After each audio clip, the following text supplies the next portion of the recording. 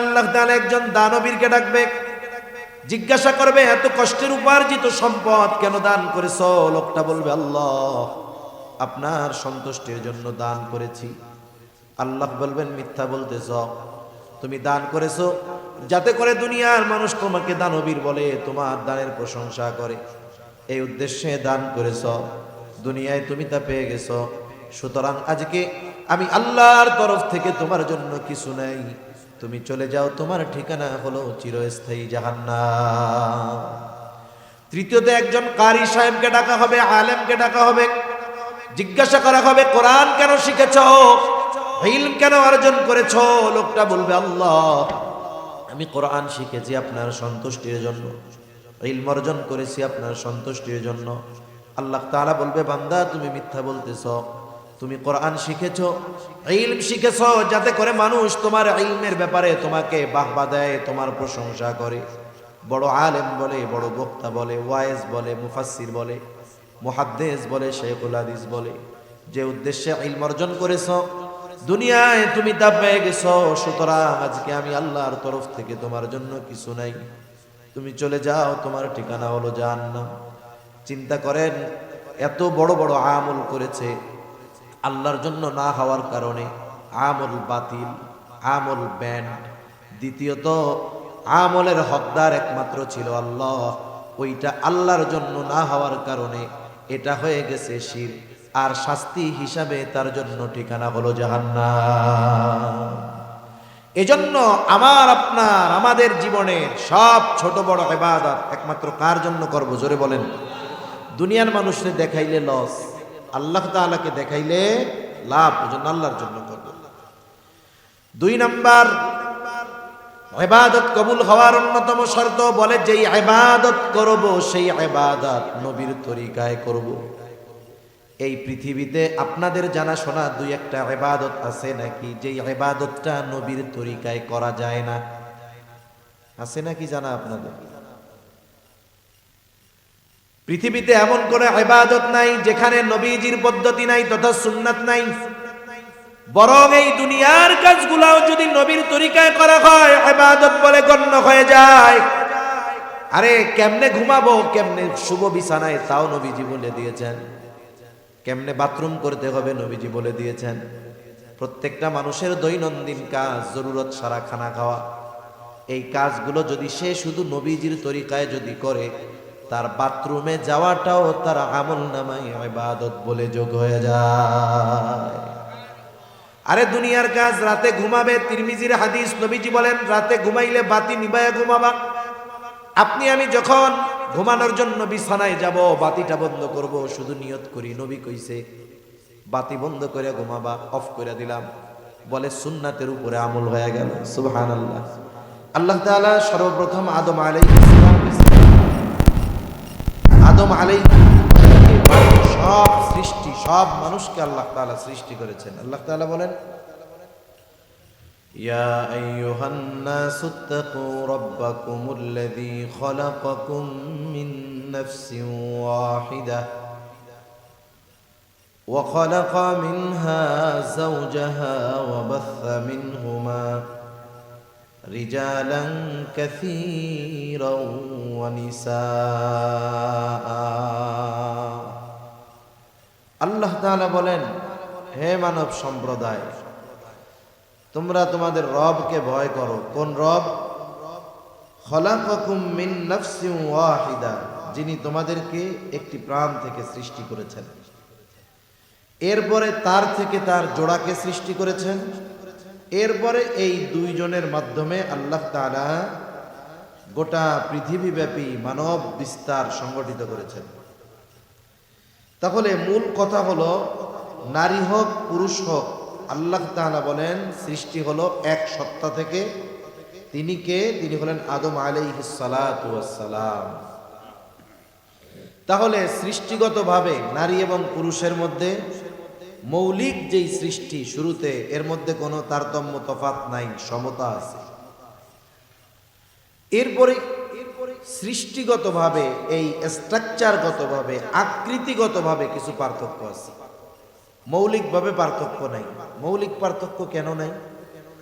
কারণ এই দেহটা কিন্তু মানুষের মূল না, মূল হলো আমাদের রূহ।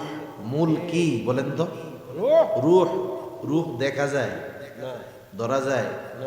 নারীরটা একরকম, পুরুষেরটা আর এক রকম, সব একরকম। রূহ কি? এটা দেখা যায় না, ধরা যায় না।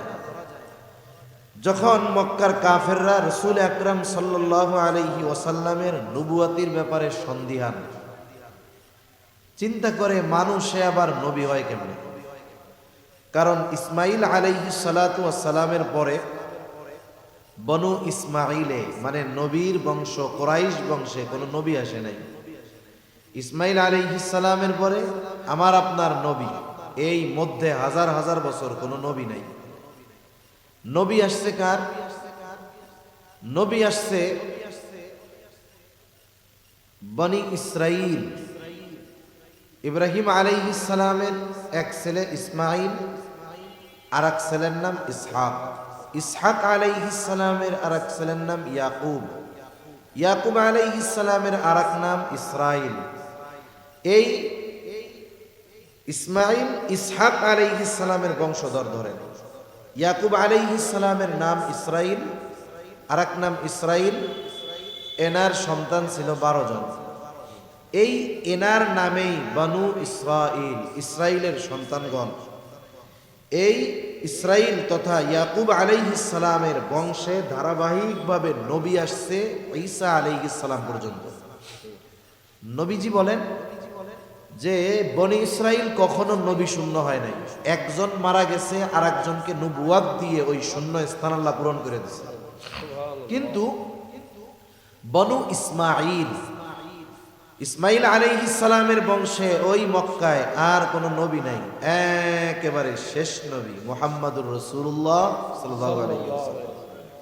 যেহেতু দীর্ঘকাল তাদের বংশে নবী আসে নাই, তা ওরা মনে করতো যে নবী কোনো মানুষ হইতে পারে না, এটা জিন টিন ফিরিস্তা টিরিস্তা কিছু হবে। এই জন্য নবীর ব্যাপারে তারা, নবুয়াতির ব্যাপারে সন্দিহান ছিল, সন্দেহ পোষণ করে বলতো মা লিহাদার রাসূল ইয়াকুলুত তাআম ওয়া ইয়ামশি ফিল আসওয়াক। এবার কেমন রাসূল রে, সে দেখি খাবারও খায়, সে দেখি বাজারেও যায়, বিয়া শাদিও করছে, এবার কেমন রাসূল? আবার চিন্তা করে মানুষটার চরিত্র যেরকম, রাসূল তো নবীও তো হইতেও পারে। এখন এই সন্দেহ নিরসনের জন্য আমার আপনার নবী ওদের কাছে আসলে নবী কি নবী না এ ব্যাপারটা নিশ্চিত হওয়ার জন্য মদিনায় পাঠায় দিয়েছে 2 জন ওদের লোক। যেহেতু বনি ইসরাইলের মধ্যে, ইহুদিদের মধ্যে ধারাবাহিকভাবে নবী আসছে, আহলে কিতাব ওরা, ইহুদি খ্রিস্টান, যেহেতু ওদের কাছে আসমানি কিতাব নাজিল হইছে, ওরা বলতে পারবে যে মুহাম্মদ নবী কি নবী না। 2 জন লোক গিয়া এই কথা বলছে, আমাদের এলাকায় একজন লোক তো নবী দাবি করে, কিন্তু লোকটার চরিত্র ভালো, জীবনে কোনোদিন মিথ্যা কথা বলে নাই, কারোটা মাইরা খায় নাই, আমানতের খেয়ানত করে নাই। এই লোকটা নিজেরা নবী বলে দাবি করতেছে, এখন যে সে নবী যে না নবী রাসূল এটা কেমনে বুঝবে? তখন তারা ওই 2 জনকে 3টা প্রশ্ন শিখিয়ে দিয়েছে। কয়টি প্রশ্ন? 3টি প্রশ্ন শিখিয়ে দিয়েছে। বলছে এই 3 প্রশ্ন ওই নবী দাবিদার ব্যক্তিকে জিজ্ঞাসা করবা।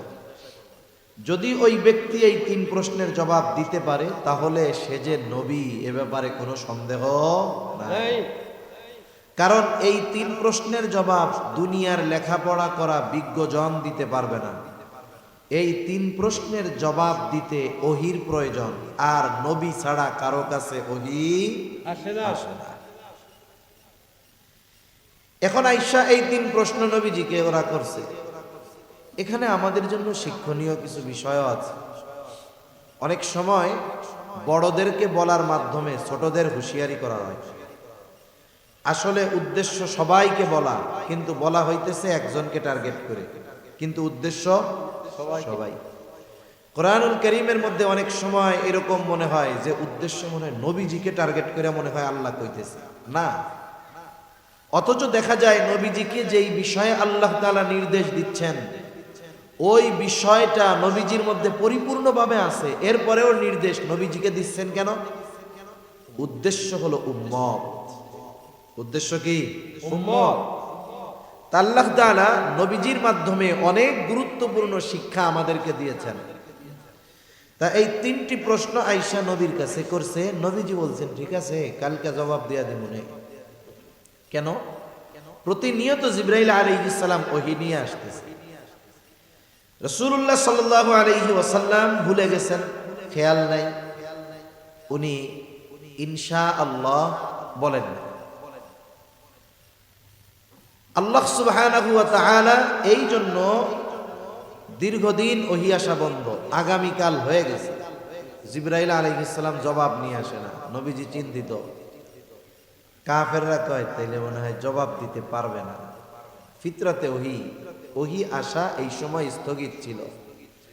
কোন কোন তাফসীরে আসছে 15 দিন পর্যন্ত ওহী আসে নাই। চিন্তা করেন, এই 15 দিন তাইলে মক্কার মুশরিকরা কি করছে, অবস্থাটা কি ছিল, আর নবীজি কত পেরেশান ছিলেন, চিন্তিত ছিলেন। 15 দিন পর জিবরাইল আলাইহিস সালাম এই 3 প্রশ্নের জবাব নিয়ে আসতেন। সাথে সাথে একটা শিক্ষা আমাদের জন্য দিয়েছেন। কি শিক্ষা? আল্লাহ তাআলা বলেন, ওয়ালা তাকুলান্না লিশাইইন ইন্নী ফাইলুন যালিকা গাদা ইল্লা আন ইয়াশা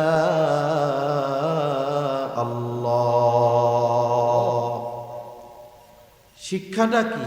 ওয়ালা তাকুলান্না লিশাইইন ইন্নী ফাইলুন যালিকা গাদা। এরকম কোন সময় বলবেন না নিশ্চয়ই এটা আমি আগামীকাল করব, এমনটা কখনো বলবেন না। বরং কি বলবেন? ইল্লা আন ইয়াশা আল্লাহ, মানে বলবেন যে ইনশাআল্লাহ আগামীকাল করব, ইনশাআল্লাহ আগামীকাল করব। এজন্য এটা মুসলিমদের দৈনন্দিন একটি পরিভাষা। জীবনে চলতে ফিরতে কিছু পরিভাষার ব্যবহার সব সময় লাগে। একজন জিজ্ঞাসা করছে আমাকে, আপনাকে, কেমন আছেন? আমরা বলি ভালো আছি। কিন্তু ইমানদার সে কি বলবে? আলহামদুলিল্লাহ ভালো আছে। ভালো কিছু দেখছে, কেউ কিছুর প্রশংসা করেছে, বলবে মাশা আল্লাহ। এমন কিছু দেখছে যেটা আজীব ব্যাপার, আশ্চর্যবোধক, বলবে সুবহানাল্লাহ। এমন কিছু হয়েছে যার মধ্যে আল্লাহর বড়ত্বের প্রকাশ পায়, বলবে আল্লাহু আকবার। ভবিষ্যতের জন্য কিছু করবে, বলবে ইনশাআল্লাহ। এগুলো আমাদের সচরাচর ব্যবহার হওয়া দরকার। পরস্পর সাক্ষাৎ হয়েছে, কুশল বিনিময় হবে। কথার আগে পরস্পরের মধ্যে সালাম আদান প্রদান হবে, আসসালামু আলাইকুম।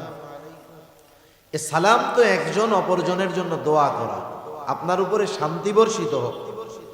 অথচ কতগুলো ইসলাম বিদ্বেষী জালেম এদেশে ছিল, এখনো ঘাপটি মেরে আছে। তারা বলে জঙ্গিবাদের সাথে তোমার সন্তান যুবকেরা জড়িত, কেমনে বুঝবা? বলে দেখা হইলে কথার আগে সালাম দেয়। নাউজুবিল্লাহ। একে অপরের জন্য দোয়া করতেছে, বলে এটা নাকি জঙ্গিবাদের আলামত। কথায় কথায় আলহামদুলিল্লাহ সুবহানাল্লাহ বলে, টাকনুর উপরে প্যান্ট পরে, বুঝবা এগুলো জঙ্গিবাদের সাথে জড়াচ্ছে। কত বড় জাহেল, কত বড় মূর্খ, কত বড় ইসলাম বিদ্বেষী। তাহলে আমরা এখান থেকে যেই শিক্ষা পেলাম, ভবিষ্যতের জন্য কোনো কাজ যখন করার এরাদা করব, ইচ্ছা করব, তখন আমরা কি বলবো? ইনশাআল্লাহ।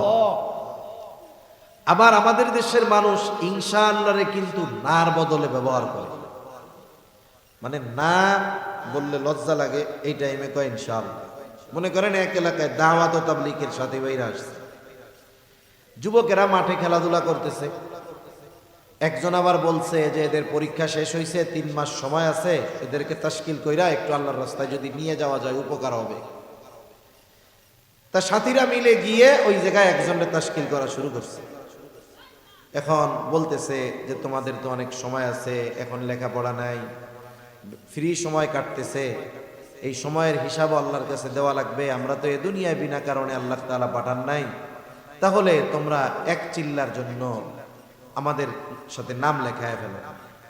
এখন ও চিন্তা করে 40 দিন বাড়ির বাইরে থাকবো কেমনে, আবার চিন্তা করে মুখের উপরে যাব না এ কথা কই কেমনে। বাসার থেকে আর ইনশাআল্লাহ কও, পাশের থেকে একজনে কি কয়, ও এখন বলছে ইনশাআল্লাহ, এবার নামটা লেখা ছেড়ে দিছে। এখন বলেন ও তো আসলে যাবে না, যাবে না, এটা তার পাক্কা নিয়ত, না বললে লজ্জা পাবে, ব্যবহার করছে কি শব্দ, ইনশাআল্লাহ। এজন্য আমরা নার বদলে ইনশাআল্লাহকে ব্যবহার করা শুরু করছি। এটা করা যাবে না। আমার একজন বলছে এটা করেন, আপনাকে একজন বলছে এটা কইরা দেন, আপনি চিন্তা করছেন বন্ধু মানুষ, প্রতিবেশী মানুষ, যদি সরাসরি না কই তাহলে মন খারাপ করবে, কি কয় ইনশাআল্লাহ। লাস্টে ইচ্ছা কইরা করে না, কয় দোষ দেয় আল্লাহ, আল্লাহ চায় নাই তাই হয় নাই। আগে তো আল্লাহ বলছে তুমি চেষ্টা করো, এরপরে আমি তৌফিক দেই না না দেই সেটা পরের ব্যাপার। তাহলে আমরা ইনশাআল্লাহর ব্যবহার যথা জায়গায় যথাস্থানে যথাযথ ভাব গম্ভীর্যতার সাথে ওজন রেখে করব, বলেন ইনশাআল্লাহ।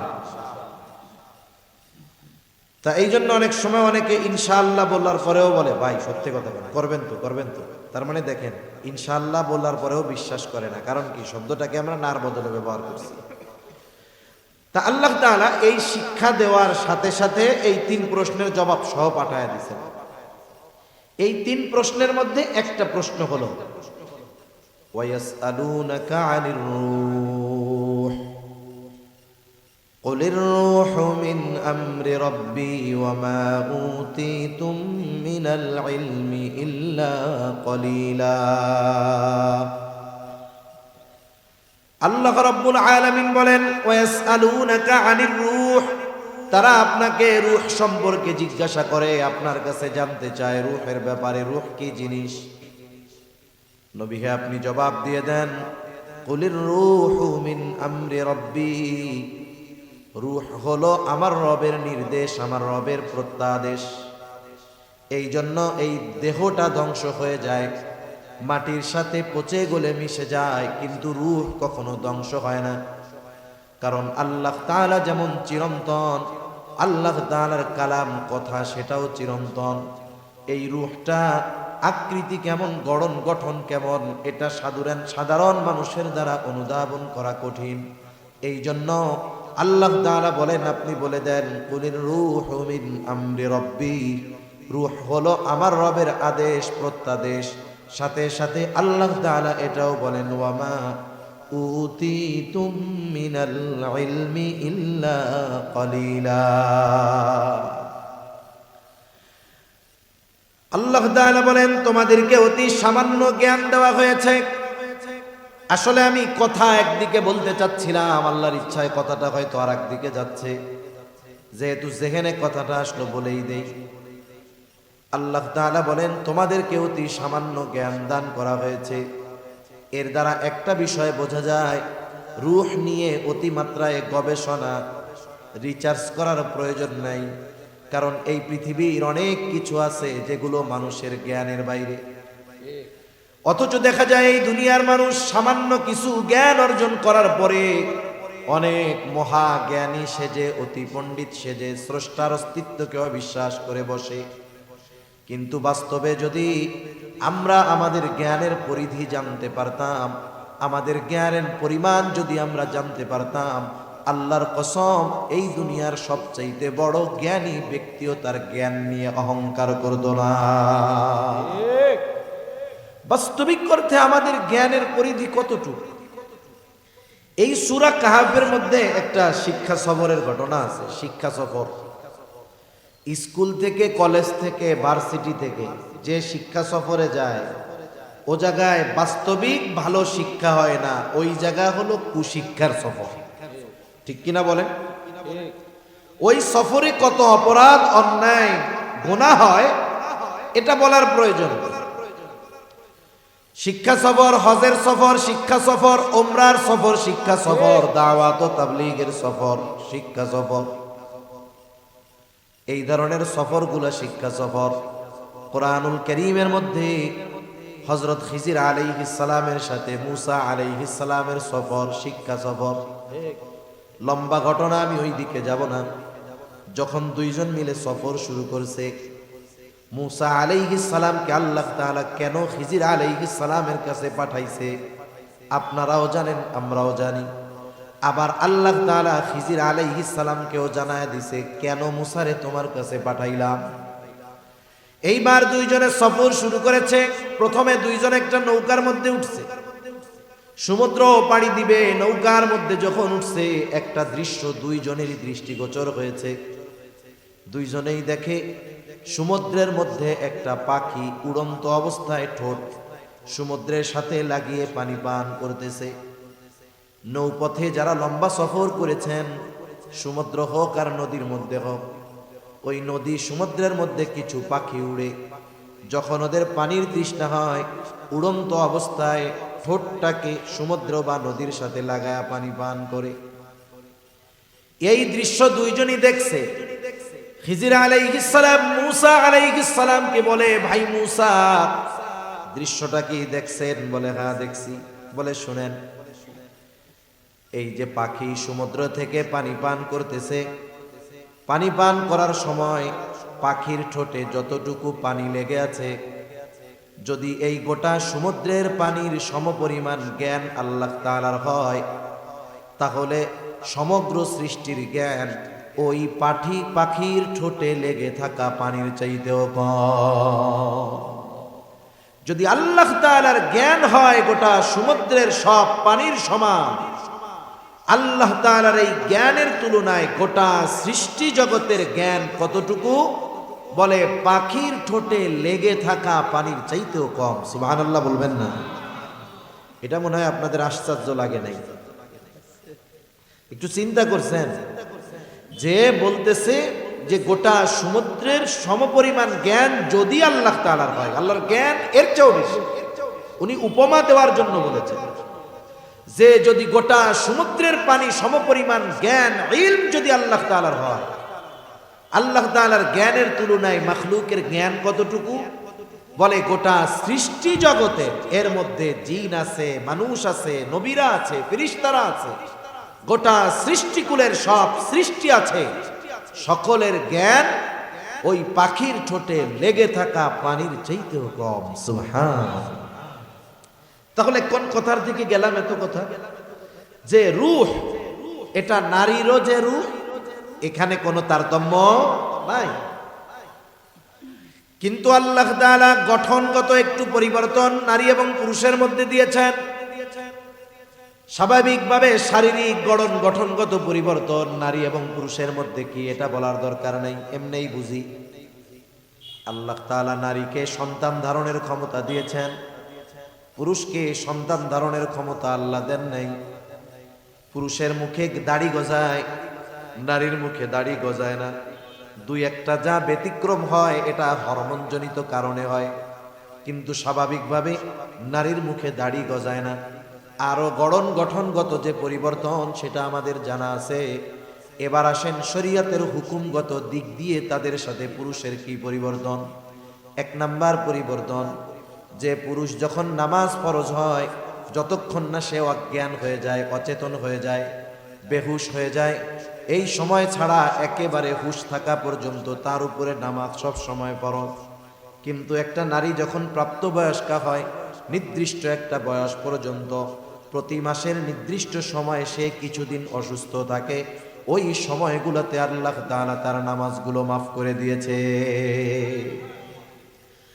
শরীয়তের হুকুমগত আরেকটা পরিবর্তন, যেটা নিয়ে ইসলাম বিদ্বেষীদের সবচাইতে বেশি চুলকানি, বলে সেটা কি? বলে ওয়ারিসি সম্পদ বন্টনের ক্ষেত্রে তাদের চুলকানি। বলে নারীর চাইতে পুরুষকে দ্বিগুণ দিয়া ইসলাম নারীদেরকে ঠকিয়েছে, নাউজুবিল্লাহ। অথচ যদি আপনি অতীত ইতিহাস দেখেন, ইসলাম আসার আগে, নবীজির নবুয়াতির আগে, আল্লাহর কসম ওই আরব সমাজে নারীদের মানুষ হিসাবেও কোনো মূল্যায়ন ছিল না। আরে নারীর অধিকার তো পরে, মানুষ হিসাবে যে একটা অধিকার এটাও তাদের ছিল না। বরং কি হতো, কোন পিতার যদি কন্যা সন্তান হতো, সে লজ্জায় মানুষের সামনে মুখ দেখাইতো না, যতক্ষণ না ওই নারীকে, সে মেয়েটাকে জিন্দা পুঁতে ফেলতে পারতো, ওর অন্তরে শান্তি হইতো না। যেখানে নারীর মানুষ হিসাবে বেঁচে থাকার অধিকার ছিল না, সেখানে ইসলাম অধিকারগত দিক দিয়ে নারীকে পুরুষের চাইতে জিতিয়ে দিয়েছে, ঠিক কিনা বলেন? হিসাবে তো আমাদের বলা দরকার ছিল যে আমাদের ঠকানো হয়েছে, নারীরে জিতানো হয়েছে, বাস্তবতাটা তাই কিনা, কথার কথা। কিন্তু আল্লাহ তাআলা বেইনসাফি করেন না, এটা চিন্তার কোনো সুযোগ নেই। একটা মানুষের সমাজে আগে অধিকার প্রতিষ্ঠিত হওয়ার দরকার। ধন সম্পদ টাকা পয়সা পরে, অধিকার যদি প্রতিষ্ঠিত না হয় কাজ হবে না। নারীর কোনো অধিকার সমাজে ছিল না, অথচ নারীর অধিকার আমার আপনার নবী প্রতিষ্ঠিত করে দিয়েছেন। আল্লাহ নারীর অধিকার প্রতিষ্ঠিত করে দিয়েছেন। কেমন অধিকার? কন্যা হিসাবে তার স্পেশাল অধিকার, স্ত্রী হিসাবে তার আছে অধিকার, মা হিসাবে তার আছে অধিকার। কত সুপার অধিকার! রাসূল আকরাম সাল্লাল্লাহু আলাইহি ওয়াসাল্লামের কাছে একজন লোক এসে বলে, ইয়া রাসূলুল্লাহ সাল্লাল্লাহু আলাইহি ওয়াসাল্লাম, আমার কাছে সবচাইতে বেশি হক প্রাপ্ত কে হবে, কে আমার ব্যাপারে বেশি হকদার? নবীজি প্রথমে বললেন তোমার মা, এরপরে বললেন কে? নবীজি বললেন তোমার মা। তিনি আবার প্রশ্ন করলেন এরপরে কে? বলে তোমার মা। এরপরে প্রশ্ন করলো এরপরে কে? বলে তোমার পিতা এবং অন্যান্য যারা আছে তারা। এই যে নারী হিসাবে সমাজে তার অধিকার প্রতিষ্ঠিত করেছে ইসলাম, ঠকায় নাই। অনেক সময় দূর থেকে একটা কথা বলে না, দূর থেকে কাশ বন ঘন দেখা যায়, কাছে গেলে বোঝা যায় আসলে কতটা ঘন না পাতলা। এই বন্টনের ক্ষেত্রে যদিও মনে হয় নারীকে পুরুষের দ্বিগুণ দেওয়া হয়েছে, বাস্তবতা তা নয়। পুরুষকে নারীর দ্বিগুণ দেওয়া হয়েছে, বাস্তবতা তা নয়। বরং দেখা যায় কম, কিন্তু নারীকেই জিতিয়ে দেওয়া হয়েছে। একটা উদাহরণ দিলে বুঝতে সহজ হবে যে নারীর আল্লাহ জিতাইলেন কেমন। প্রথমত, এই যে নারী এবং পুরুষের মধ্যে সম্পদ বন্টনের যেই নীতিমালা, এটা দুনিয়ার কোনো আদালত করছে নাকি? কে করেছেন? আল্লাহ তাআলার সিদ্ধান্ত চূড়ান্ত সিদ্ধান্ত। এখানে রদ বদলের সুপ্রিম কোর্টে আপিল করার কোনো সুযোগ নাই। সুপ্রিম কোর্ট রায় দিয়েছে, রাষ্ট্রপতির কাছে আপিল করে সুন্দর মতো 7 খুনের মামলার আসামিকেও বেকসুর খালাস দিয়ে দেওয়া যায়। কিন্তু আল্লাহ তাআলা যেটার সিদ্ধান্ত চূড়ান্ত ফয়সালা দিয়েছেন, পৃথিবীর কারো ওই সিদ্ধান্ত সামান্যতম পরিবর্ধন করার ক্ষমতা নাই।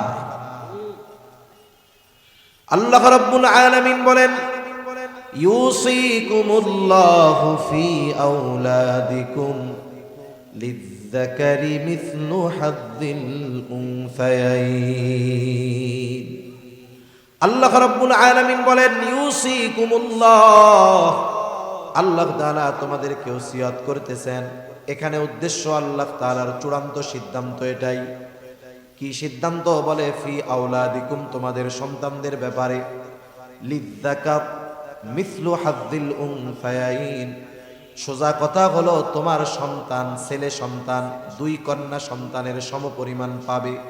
তার মানে 2 জন কন্যা যেই পরিমাণ সম্পদ পাবে, একজন ছেলে সেই পরিমাণ সম্পদ ওয়ারিস হিসাবে পাবে।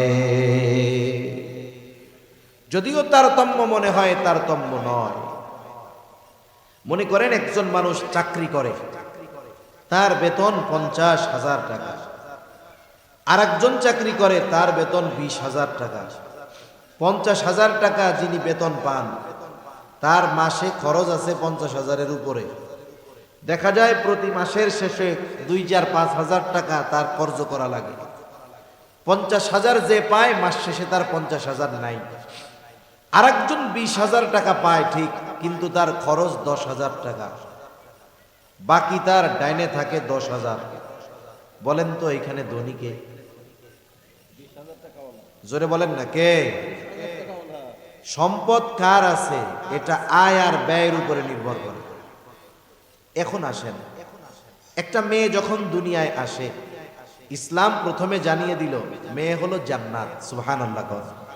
2টা মেয়ে আছে, ভালো মতো দিন শেখালো, একেবারে দিনদার পাত্রস্থ করে দিল। নবীজি বলেন সে 2টা জান্নাতের মালিক। সুবহানাল্লাহ। যখন কারো একটা মেয়ে হয়, মেয়ের ব্যাপারে সে যখন কারো ঘরে জন্মগ্রহণ করে, তার পরিচয় হলো কন্যা। পিতার ঘরে কন্যা যতদিন থাকবে কন্যার সব খরচ বহন করার দায়িত্ব পিতার। বলে পিতা কন্যার খরচ বহন করতে বাধ্য কতদিন? বলে কন্যার বিবাহ যতদিন না হবে ততদিন। 18 বছরে যদি বিবাহ হয়, 18 বছরে যদি না হয় 20 বছরে হয়, 25 বছর, 30 বছর, 35 বছরও যদি হয়ে যায়, যতদিন মেয়েটার বিবাহ না হবে ততদিন মেয়ের সমস্ত খরচ বহন করতে বাবা বাধ্য। কিন্তু ছেলের ক্ষেত্রে পুত্র সন্তানের ক্ষেত্রে পিতা ওই পুত্র সন্তানের খরচ বহন করতে বাধ্য কতদিন? বলে ও নাবালক থাকবে যতদিন। যখন সে বালেগ হয়ে যাবে, প্রাপ্ত বয়স্ক হয়ে যাবে। বালেগ কয় দিনে হয়? হ্যাঁ, কয় বছরে বালেগ হয়? সরকারি হিসাব কয় 18 বছর, কিন্তু না, আহাদ্দুল বুলুগ হাদিসের মধ্যে আসছে 15 বছর। তা এই 15 বছরটা আবার ইংরেজি হিসাবে না, আরবি হিসাবে। আরবি হিসাবে যদি হয় তাহলে 14.5 বছর, ইংরেজি হিসাবের 14.5 বছরের একটু কম বেশি।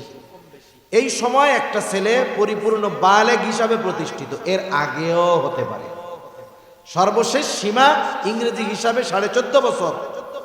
এর আগেও হতে পারে, 12 বছরেও হতে পারে, 13 বছরেও হতে পারে, 13.5তেও হতে পারে। তার মানে একটা ছেলে বালেগ হয়ে যাওয়ার পরে 14.5 বছরের পরে পিতা যদি বলে এখন আর আমি তোমার খরচ দিতে পারবো না, পড়ালেখার খরচ দিতে পারবো না, এখন তুমি নিজে ইনকাম করে লেখাপড়া করো, আমার খরচ বহন করো, পিতা এই কথা বলার অধিকার আছে। কারণ পিতা সন্তান বালেগ হওয়া পর্যন্ত তার খরচ চালাতে বাধ্য। অপরদিকে কন্যা বালেগা হলেই যে খরচ চালানো শেষ এমন নয়, বরং কন্যার বয়স যতই হোক না কেন, বিবাহ যতদিন না হবে ততদিন পর্যন্ত ওই কন্যার খরচ চালাতে পিতা বাধ্য। এখন বলেন, পিতার ঘরে মেয়ে জয়ী না ছেলে জয়ী? জোরে বলেন না। সম্পদ বন্টন অন্যদিকে রাখেন, ওটা তো পরে, মরার পরে হইল। বাপ বাইচা থাকতে বাবার ঘরে মেয়ে জয়ী না ছেলে জয়ী? দেখেন, বাপ মেয়েকে বিবাহ দেওয়ার জন্য সম্পদ গোছায়, অনেকে গাছ লাগায়, ওইটা লাগাইছি এই 3টা গাছ, মাইয়া যেদিন হয়েছে তারপরের দিন লাগাইছি 5টা মেয়েগুনি গাছ। মেয়ের 18-20 বছর হইতে হইতে এই একটা গাছের দাম 1 লাখ করে হয়ে যাব, এইটা আমার মাইয়ের লেগা। 2-1জন বাপ দেখান তো যে পোলার বিয়ার লেগে 5টা মেয়েগুনি গাছ লাগাইছেন, আসেননি কেউ? অথচ মেয়েকে বিবাহ দেওয়ার দায়িত্ব পিতা, ছেলেকে বিবাহ দেওয়ার দায়িত্ব পিতা। মেয়ের ব্যাপারে আপনি 5টা মেহগুনি গাছ লাগায়া ওইটারে ওই সময় 5 লাখ বিক্রি কইরা সব মায়েরা দিতেছেন। পোলায় যদি কিছু কয়, আমার লাগে একটা রাখেন না, বিয়ে করার সময় ফার্নিচার বানাইতে পারে, তুমি কিনা লইও, আমার মায়ের নামে লাগাইছে এগুলা, 20 টাকা দিব আর নাইলে ফার্নিচার বানায় দিব। আর মেয়ে আর ছেলে যদি প্রাপ্তবয়স্ক হয়ে যায়, চাকরি বাকরি করে না, বাপের টাকা পয়সার অভাব নেই, আইয়া যদি কয় যে আমার একটু বিয়া শাদীর ব্যবস্থা করে দেন, বাপরে কাউকে দিয়া যদি বলায় 20 বছর বয়স, ইনকাম করে না, বাপের টাকা পয়সার অভাব নাই, বিয়ার কথা কইলে লাঠি একটা নিয়ে বাড়ির থেকে দাওয়ানি দিব। আগে নিজের পায়ে খাড়াও, এরপরে বিয়া কইরো, আগে ইনকাম করে আমাকে খাওয়াও, এরপরে বউরে খাওয়াইও। তাহলে বলেন তো, বাবার ঘরে এইখানে কি মেয়ে জয়ী হলো না ছেলে জয়ী হলো? মেয়েরে বিয়া দেওয়ার জন্য টাকা সম্পদ সংগ্রহ করে, কিন্তু ছেলের বিবাহের জন্য 10টা গাছ লাগান না। যে ছেলেটা যখন প্রাপ্তবয়স্ক হবে, ওকে তো বিবাহ দেওয়ার দায়িত্ব আমার। ওরে যদি আমি বিবাহ না দেই, যৌবনের তাড়নায় যদি কোনো অন্যায় করে, পাপ করে, ও পাপ করবে, অটোমেটিক আমার ব্যাংক অ্যাকাউন্টে পাপ জমা হয়ে যাবে। তাইলে ওই পাপে ওরে ফালানোর দরকার নাই। 18 বছর হইলে এই গাছ 10টা বেইচা ওরে কমু যে তুই যা করবি কর, বিয়া আগে তাড়াতাড়ি কর। এ কাজ কিন্তু কেউ করে না। বিয়া করতে চাইলে বাপ মা আগে কয়, আগে ইনকাম করে আমাকেও খাওয়াও, এরপরে বউরে খাওয়াইও। তা যাই হোক, বাবার ঘরে এখানে মেয়ে জয়ী। এরপরে যখন মেয়েটার বিবাহ হলো, সম্বন্ধ আসছে আত্মীয়তার জন্য। মনে করেন ছেলেটা উচ্চ শিক্ষিত, দেখতে সুন্দর, বংশ অনেক বড়, সব ভালো, কিন্তু সে আইসা কয় আমি সব কিছুতে রাজি, মেয়ে বিয়ে করতেও রাজি, ছেলেও যোগ্য উপযুক্ত, আপনাদের সবার পছন্দ। শুধু যদি ছেলেটা এই কথা বলে আমি আপনার মেয়েকে বা আপনাদের মেয়েকে বিবাহ করতে রাজি আছি, কিন্তু তার খরচপাতি বহন করতে পারবো না। ওই ছেলে যত টাকাওয়ালা হোক, যত সম্পদওয়ালা হোক, যত সম্ভ্রান্ত হোক, যত উচ্চ শিক্ষিত হোক, যদি বলে মেয়ের খরচ বহন করতে পারবো না, পিটাইয়া বাড়ি ছাড়া করবেন, ঠিক কিনা কন? তার মানে একটা ছেলে যখন কাউকে স্ত্রী হিসাবে গ্রহণ করে, সে ওয়াদাবদ্ধ, প্রতিশ্রুতবদ্ধ হয়ে যায় যে সে যতদিন আমার স্ত্রী থাকবে তার সব খরচ বহন করার দায়িত্ব আমি নিয়ে নিলাম। এবার মেয়েটা গেল স্বামীর ঘরে। বলেন তো এর কোনো খরচ আছে? সব খরচ কার? আর পোলাডারে তো প্রথমে দেন নাই, এবার বিয়ে একটা কইরা আনছে, খরচ কার? পোলা। একজন গিয়া বৈশা থাকে, তার কোনো খরচ নেই, আর একজন আনলে খরচের অভাব নাই। আল্লাহ না করুন যদি কারো ক্ষেত্রে এমন হয়ে যায়, মনে করেন স্বামী মারা গেল অথবা স্বামী স্ত্রীর মধ্যে বিচ্ছেদ হয়ে গেল, সে তালাক প্রাপ্ত হয়ে গেল, পুনরায় আবার বাবার বাড়িতে ফিরে আসলো। একটা বিষয় বলার দরকার, বোঝার দরকার, আমাদের সমাজে যখন কোনো মেয়ে তালাক প্রাপ্ত হয়, বিবাহ বিচ্ছেদ হয়, আমরা একতরফা ভাবে মেয়েদেরকে দোষারোপ করে থাকি। এটা ঠিক না। কারণ এই পৃথিবীর যত বাপ আছে, বুঝছেন, যত বুজুর্গ বাপ হোক, ওই বাপ যত আল্লাহওয়ালা হোক, ইমান ইয়াকিনের বয়ান যত বেশি করুক না কেন, পোলা যত ইমানদার হোক, ওই পোলার সাথে মাইয়া বিয়া দিব না যতক্ষণ না এই টাকার ইয়াকিন ঠিক থাকে। বুঝেন নাই? বলবে আল্লাহ খাওয়ায়, আল্লাহ পড়ায়, আল্লাহ রিজিকের মালিক, ওয়াজ করবে, কিন্তু ওনার যদি একটা সুন্দরী মেয়ে থাকে আর একজন গরিব দিনদার মুত্তাকি পরহেজগার ছেলে আইসা যদি প্রস্তাব দেয় যে আপনার তো ইয়াকিন ঠিক আছে, আপনার ইয়াকিন আর আমার ইয়াকিনে মিল আছে, তাহলে মাইয়াটা আমার সাথে বিয়া দেন, খাওয়া বাকি, চাকরি কি, ইনকাম কি? এজন্য মেয়েকে বিবাহ দেওয়ার ক্ষেত্রে দিনদারিত্বকে প্রাধান্য দেওয়ার দরকার ছিল। বিবাহ করার ক্ষেত্রে যেমন দিনদারিত্বের প্রাধান্য, কোন অভিভাবক যখন মেয়েকে বিবাহ দিবে দিনদারিত্বকে প্রাধান্য দেওয়ার দরকার ছিল। আমার জানাশোনা অনেক আছে দিনদার পরিবার, মেয়েটাও মুত্তাকি, ভালো আমলি, কিন্তু বাপ, এক বাপের এক ছেলে, অনেক টাকা পয়সার মালিক, ঢাকাতে বাড়ি আছে, গাড়ি আছে, লোভ সামলাইতে পারে না, ছেলে একটু খারাপ, মেয়ে ঠিক করে ফেলবে নসিহত কইরা। কিন্তু মনে রাখবেন, পরিবেশ এমন এক জিনিস, ওইখানে গিয়া অনেক সময় বাঘেও ঘাস খাওয়া শুরু করতে পারে। যেখানে পুরা পরিবেশটাই খারাপ, দুর্গন্ধ, ওইখানে সুগন্ধি যায়াও দুর্গন্ধতে পরিণত হয়ে যেতে পারে। এখন দেখা গেল বিবাহের পরে ছেলের বদভ্যাস কি? পরনারীতে আসক্ত, মাদকাসক্ত, সে পানির চাইতে বোতলের মদ খায় বেশি, শত শত নারীর সাথে অবৈধ সম্পর্ক, জেনা করে বেড়ায়। বলেন তো এইরকম একটা ঘরে, এইরকম একটা মানুষের সাথে একটা দিনদার মেয়ের বসবাস করা সম্ভব? ওইটা তো তার কাছে ছোটখাটো একটা জাহান্নাম মনে হবে। এরপরে কি হয়? বিবাহ বিচ্ছেদ হয়ে যায়, আর মানুষেরা বলাবলি করে, শুনছি অমুকের মাইয়া খুব ভালো, ভালো হইলে এমন বেড়ার ঘরে ঘর না করতে পারতো, যদি ভালোই হইতো তাহলে আর তালাক খাইতো না। এরকম বলার লোক আছে না নাই? এটা নিচু মনের পরিচয়। এজন্য এই যে বিবাহ বিচ্ছেদ, এটা শুধুমাত্র নারীর দোষে হয় না, বরং খোঁজ নিয়ে দেখা যাবে এখানে বড় একটা অংশ এই ব্যাপারে দোষ পুরুষের খারাপ হওয়ার হতে পারে। কারণ মেয়ের বিবাহ বিচ্ছেদ হয়েছে, আবার বাবার ঘরে তাকে ফিরে আসতে হলো। দেখা যায় প্রথমবার বিবাহের পূর্বে ওই মেয়ের প্রতি যেমন যত্ন ছিল, নজর ছিল, মেয়েটা যখন তালাক প্রাপ্ত হয়ে আবার বাবার ঘরে আসে, আগের মতো নজর বাপ মা দেয় না। এইবার বোঝা মনে করে। ইসলাম বলে বোঝা মনে করার কোনো সুযোগ নাই। পুনরায় যতক্ষণ ওই মেয়ের কোথাও বিবাহ না হয়, আগে যেমন মেয়ের সব খরচ চালাতে পিতা বাধ্য ছিল, আবারও পুনরায় ওই মেয়ের সব খরচ চালাতে তার পিতা বাধ্য। মনে করেন হায়াত ঠিকভাবে অতিবাহিত হলো, আল্লাহ তাআলা তাকে সন্তান সন্ততি দিল, স্বামী দুনিয়া থেকে চলে গেল, এইবার ইসলাম স্পেশাল ভাবে আয়াত নাজিল করে ওই মায়ের সন্তানদেরকে নির্দেশ দিয়ে দিচ্ছে, খবরদার, মায়ের সাথে বেয়াদবি করা যাবে না। মায়ের পায়ের তলে তোমার বেশ, সমগ্র অধিকারের 4/3 তোমার মায়ের জন্য।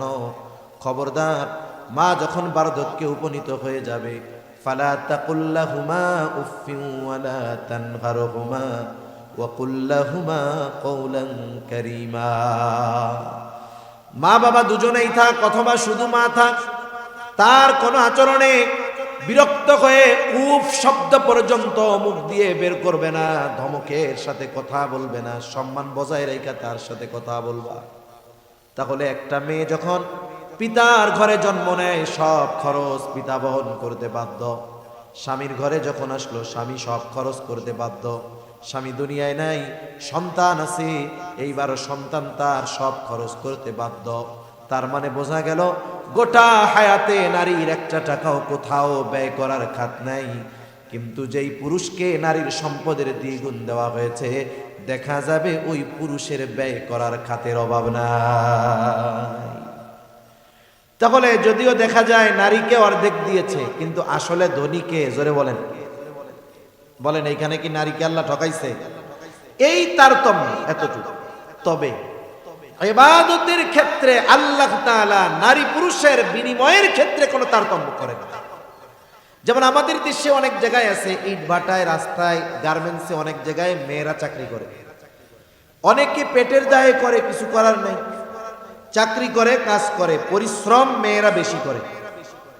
আমাদের বাড়ির পাশে ইট ভাটা ছিল, ওইখানেও আমরা দেখছি যে একই কাজ পুরুষ করে, নারী করে, পুরুষে বেশি করে, নারীতে বেশি পরিশ্রম করে, কিন্তু দেখা যায় পারিশ্রমিকের ক্ষেত্রে নারীকে পুরুষের চাইতে 100-150 টাকা কম দেওয়া হয়। কিন্তু মাইয়া মানুষ এত টাকা দিয়ে কি করবি?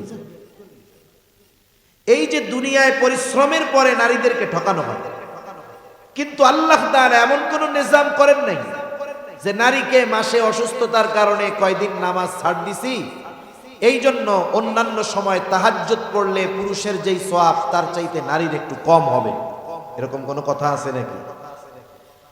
আল্লাহ রাব্বুল আলামিন নারী হোক আর পুরুষ হোক, যদি দুইটি শর্ত তাদের ঠিক থাকে, তারা যদি নেক আমল করে, দুইটি শর্ত ঠিক রেখে, আল্লাহ রাব্বুল আলামিন নারী হোক আর পুরুষ হোক উভয়কে সমান প্রতিদান দেওয়ার ঘোষণা দিয়েছে।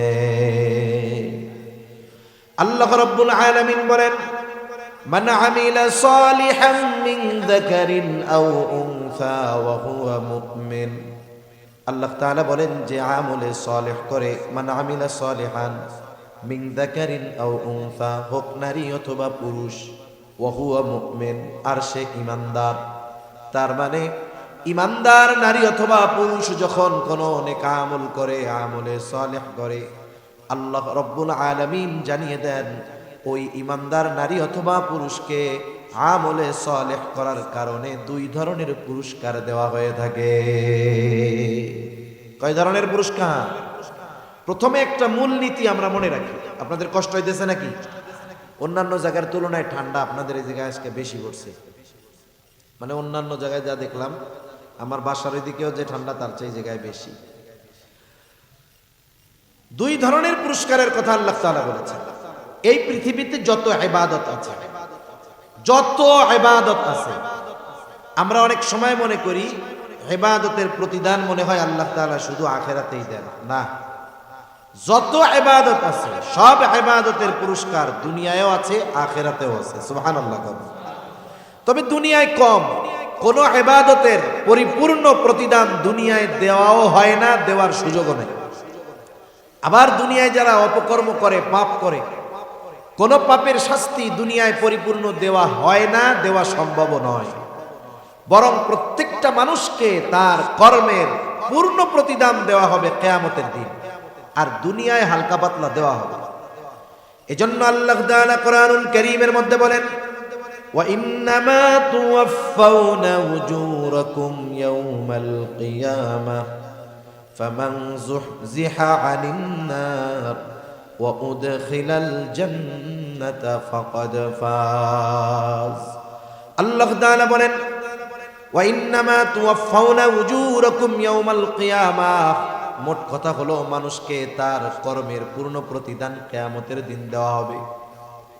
সেই দিন যাকে আগুন থেকে বাঁচিয়ে জান্নাতে প্রবেশ করানো হবে, আল্লাহ তাআলা বলেন ফাকাদ ফাজ, সেই লোকটা সফল হয়ে যাবে। যেই মূলনীতির কথা বলতেছিলাম, এই দুনিয়াতে আমরা যত ভালো কর্ম করি এই ব্যাপারে দৃঢ় বিশ্বাস আমাদের থাকতে হবে, ওই ভালো কর্মের পূর্ণ প্রতিদান আল্লাহ তাআলা আখিরাতে দিবে। তবে এমন কোনো ভালো কাজ নাই যার কিছুটা প্রতিদান আল্লাহ তাআলা দুনিয়াতে দেন না, এমন নাই। বরং দুনিয়াতেও আল্লাহ তাআলা প্রত্যেকটা ভালো কাজের প্রতিদান কিছু না কিছু দেন। যেমন আপনারা এই মাদ্রাসার জন্য দান করেছেন, আরো 2 দিন ধরে ইনশাআল্লাহ করবেন।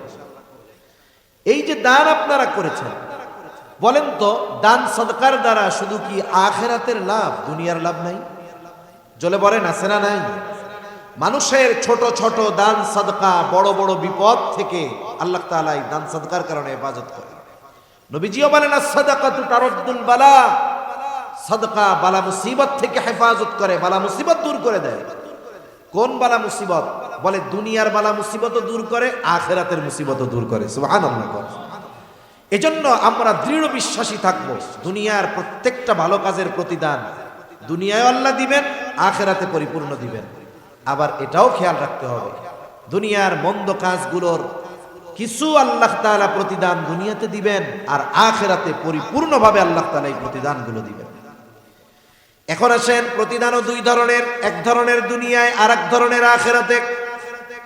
তাহলে শর্ত আল্লাহ তাআলা কি দিয়েছেন? বলে নারী হোক আর পুরুষ হোক ঈমানদার হতে হবে, সাথে সাথে আমলে সালেহ হতে হবে। কোরআনুল কারীমের অনেক জায়গায় আল্লাহ তাআলা এই কথা জানিয়ে দিয়ে বলেন ইন্নাল্লাযীনা আমানু ওয়া আমিলুস সালিহাতি কানাত লাহুম জান্নাতুল ফিরদাউসি নুজুলা। আল্লাহ রাব্বুল আলামিন বলেন নিশ্চয়ই যারা ঈমান আনে ও আমলে সালেহ করে, কানাত লাহুম জান্নাতুল ফিরদাউসি নুজুলা, তাদের জন্য রয়েছে জান্নাতুল ফেরদাউসের মেহমানদারি। শর্ত 2টা, বলে ঈমান আর আমলে সালেহ। এই 2টা শর্ত যদিও সংখ্যায় কম, কিন্তু 2টা জিনিসের অনেক দাম। লম্বা কথা আমি বলবো না, কষ্ট দিব না। 1 নম্বর শর্ত হলো ঈমান। আমাদের মনে রাখতে হবে এই ঈমানটাকে শিরিক মুক্ত রাখতে হবে, ত্রুটি বিচ্যুতি মুক্ত রাখতে হবে। আর ঈমান যদি শিরিক মুক্ত রাখা যায়, ত্রুটি বিচ্যুতি মুক্ত রাখা যায়, তাহলে আশা করা যায় আমার আমলগুলো আল্লাহ তাআলার কাছে গৃহীত হবে। একজন যদি বেঈমান হয়, সে যদি ঈমানহীন বেঈমান, সে ভালো কাজ করলে তার ভালো কাজের প্রতিদান আল্লাহ দুনিয়ায় দিয়ে দেন, আখিরাতে তার জন্য কিছু বাকি থাকে না। কিন্তু ঈমানদার যদি ভালো কাজ করে, দুনিয়ায়ও কিছু দেন, আখিরাতের জন্য আল্লাহ তাআলা রেখে দেন। এজন্য 1 নম্বরে আমাদের ঈমানটা হতে হবে শিরিক মুক্ত। কি মুক্ত? জোরে বলেন। শিরিক মুক্ত। শিরকের সাথে জড়িত হওয়া যাবে না, কারণ আল্লাহ তাআলা বান্দার সব পাপ মাফ করে দেওয়ার ঘোষণা দিয়েছেন শিরক ছাড়া। আল্লাহ তাআলা বলেন ইন্নাল্লাহা লা ইয়াগফিরু আন ইউশরাকা বিহি ওয়া ইয়াগফিরু মা দুনা যালিকা লিমান ইয়াশা। শিরিক ছাড়া বাকি সব পাপ অন্যায় ক্ষমার ঘোষণা আল্লাহ তাআলা দিয়ে দিয়েছেন, কিন্তু শিরিক করা যাবে না। এইভাবে যদি ঈমানটা শিরিক মুক্ত থাকে, ঈমানটা যদি ত্রুটি মুক্ত থাকে, এরপরে একটা মানুষ যখন আমল করে, ওই আমলটা যদি আমলে সালেহ হয়, মনে রাখতে হবে সব আমল কিন্তু আমলে সালেহ না। বুজুর্গানে দিন বলেন বাস্তবে আমলে সালেহ হলো ওই আমল যেই আমল আল্লাহ তাআলার কাছে কবুল হওয়ার যোগ্যতা রাখে। মনে করেন একজন নামাজ পড়তেছে মানুষকে দেখানোর জন্য, আমল করতেছে, এটা আমল, কিন্তু এই আমল পরিশুদ্ধ আমলে সালেহ নয়, কারণ এই আমলটা, এই নামাজটা আল্লাহ পর্যন্ত পৌঁছাবে না। কিন্তু আল্লাহর জন্য যদি করা হয়, আমল ছোট হলেও আল্লাহ তাআলার কাছে এটা গৃহীত হয়, কবুল হয়। এজন্য ঈমান পরিশুদ্ধ রাখার পাশাপাশি আমলে সালেহ করা দরকার। এখন কোন আমল আমলে সালেহ হবে, কোন আমল আল্লাহ তাআলার কাছে গৃহীত হবে, কোন আমল আল্লাহ তাআলার কাছে কবুল হবে? বুজুর্গানে দিন মুফাসসিরিন ইকরাম বলেন যদি কয়েকটা শর্ত ঠিক রেখে আমল করা যায়, অল্প হলেও ওই আমল কবুল করে নেন কে? আরো জোরে বলেন না কে? ঘুম আসতেছে নাকি আপনাদের? আমি বেশি সময় নিব না, একটা তাকবীর দেন, নারায়ে তাকবীর। আরো জোরে, নারায়ে তাকবীর। মনে করেন অনির্দিষ্ট গন্তব্য, অজানা গন্তব্য কাছে হইলেও দূরে মনে হয়, কিন্তু নির্দিষ্ট গন্তব্য আপনার জানা আছে এটা এত দূর, ওইখানে যাব, আপনার কাছে দূরে মনে হবে না। যেমন আমি যখন এখানে আসছি আমার কাছে অনেক দূর মনে হয়েছে, যাওয়ার সময় মনে হবে যে এতটুকু রাস্তা। এজন্য আমি তো বলতেছি আর বলতেছি তাড়াতাড়ি শেষ করে দিব। এখন অনেকে চিন্তা করছে তাড়াতাড়ি কয়টা, তাড়াতাড়ি কয়টা হইতে পারে? আমার ঘড়ির সময় হইলো, আমি 1 ঘন্টা 10 মিনিট আলোচনা করি, ঘড়ির সময় 10টা বাজতে 3 মিনিট বাকি, 11টা বাজতে 3 মিনিট বাকি, ইনশাল্লাহ আমি 11:15টার মধ্যে শেষ করে দিব। এই 10-15 মিনিট ধৈর্যের সাথে বসে থাকবেন নাকি? একটু আলোচনা করেন। ওই যে 2-3 জন থাকবেন, আর থাকবেন না আপনারা? মানে ধৈর্যের সাথে থাকা যাবে না, এই 15 মিনিট ধৈর্য নাই আপনাদের। থাকবেন কারা কারা? আলোচনা করেন, নারায়ে তাকবীর। মাশাআল্লাহ, আপনারা 15 মিনিট তো আর কষ্ট হবে না ইনশাআল্লাহ। এখন বুঝবেন যে 15 মিনিট শেষ। শর্তগুলো কি? ইবাদত আল্লাহ তাআলার কাছে কবুল হওয়ার শর্ত কি? এত ইবাদত করতেছি, যদি আখিরাতে গিয়ে দেখি কবুল হয় নাই, এর চেয়ে দুঃখের আর কিছু আছে? আমরা এই দুনিয়ায় যে আমলগুলো করি, ইমানদার আমলগুলো আল্লাহর সামনে হাজির করা হবে কিয়ামতের দিন। যদি আমল আল্লাহর জন্য না হয়, মানে ওই আমলে সালেহ না হয়, আল্লাহ ওগুলোকে ডিস্ট্রয় করে দিবে, ধ্বংস করে দিবে একেবারে। আল্লাহ কি বলেন? وَقَدِمْنَا إِلَى مَا عَمِلُوا مِنْ عَمَلٍ فَجَعَلْنَاهُ هَبَاءً مَنْثُورًا। আল্লাহ রাব্বুল আলামিন জানিয়ে দেন কিয়ামতের দিন আল্লাহ তাআলার সামনে ওয়াকাদিমনা আলা মা আমিলু, যে আমলগুলো করা হয় আল্লাহর সামনে হাজির করা হবে। আল্লাহ বলে আমার সামনে হাজির করা হবে। যে আমলগুলো আল্লাহর জন্য করা হয় নাই, আল্লাহ তাআলা বলেন ফাজআলনাহু হাবাআম মানসুরা, ওই আমলগুলোকে আমি আল হাবাউল মানসুরে পরিণত করে দিব। হাবাউল মানসুর কাকে বলে? হাবাউল মানসুর কাকে বলা হয়? আপনাদের বাড়িতে টিনের ঘর আছে বা ছিল?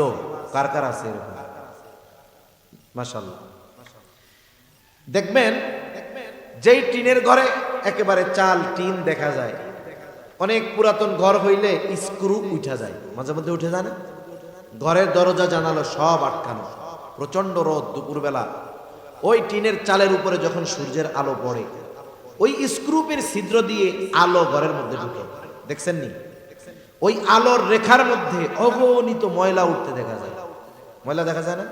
যার পাওয়ারফুল লাইট আছে বাড়ি যাওয়ার সময় মারবেন, পরিষ্কার রাস্তা দেখবেন, লাইটের যে রেখা আলো, ওর মধ্যে এত ধুলাবালি দেখা যাইতেছে। এই ধুলাবালি এখানেও আছে কিন্তু দেখা যায় না। এই জন্য আমরা কি মনে করি ধুলাবালি নাই, কিন্তু আসেনি নাই। তার মানে এমন ধুলায় আল্লাহ তাআলা ওই ব্যক্তির আমলগুলোকে পরিণত করবে কেমন যেন সে কোনো আমলই করে নাই।